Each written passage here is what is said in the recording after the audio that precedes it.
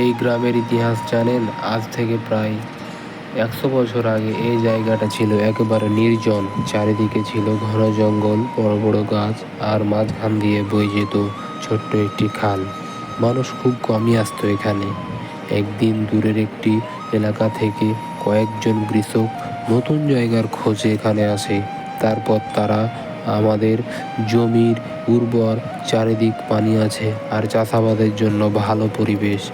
তখন তারা সিদ্ধান্ত নেয় এখানে বসতি গড়বে। প্রথমে তারা জঙ্গল পরিষ্কার করতে শুরু করে, দিন রাত পরিশ্রম করে গাছ কাটে, তারপর তৈরি করে জমি। কয়েক মাসের মধ্যেই তারা ছোট ছোট কুঁড়ে ঘর বানায়। ধীরে ধীরে তাদের পরিবারও এখানে চলে আসে। কিছুদিন পর এখানে ধান চাষ শুরু হয়। ফসল ভালো হওয়ায় আশেপাশের মানুষও এই জায়গায় আসতে থাকে। এভাবে ধীরে ধীরে মানুষের সংখ্যা বাড়তে থাকে। তারপর গ্রামের মাঝখানে একটি বড় বট গাছের নিচে মানুষ জড়ো হতো।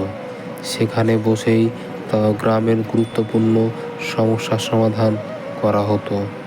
কেউ জমি নিয়ে সমস্যা হলে, কেউ পারিবারিক সমস্যা হলে সব কিছু মীমাংসা করা হতো। কয়েক বছর পর গ্রামের মানুষ মিলে একটি মসজিদ তৈরি করে। সেটি ছিল বাঁশ ও টিন দিয়ে তৈরি। সেই মসজিদ থেকে গ্রামের ধর্মীয় কাজ করা হতো। পরে সেটি পাকা মসজিদের রূপ নেয়। সময় যেতে থাকে, গ্রামের পাশ দিয়ে একটি কাঁচা রাস্তা তৈরি হয়। তখন সেখানে যাওয়া সহজ হয়ে যায়। সপ্তাহে একটি ছোট বাজার বসতো। মানুষ নিজেদের উৎপাদিত সবজি, ধান, মাছ নিয়ে বিক্রি করতে আসতো।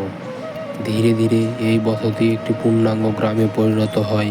এখানে স্কুল হয়, মসজিদ হয়, মাদ্রাসা হয়। আজকে এই ব্যস্ত গ্রাম একসময় ছিল শুধু জঙ্গল আর নির্জনতা।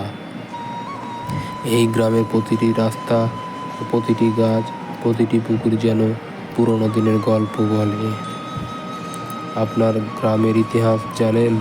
জানলে কমেন্টে বলুন।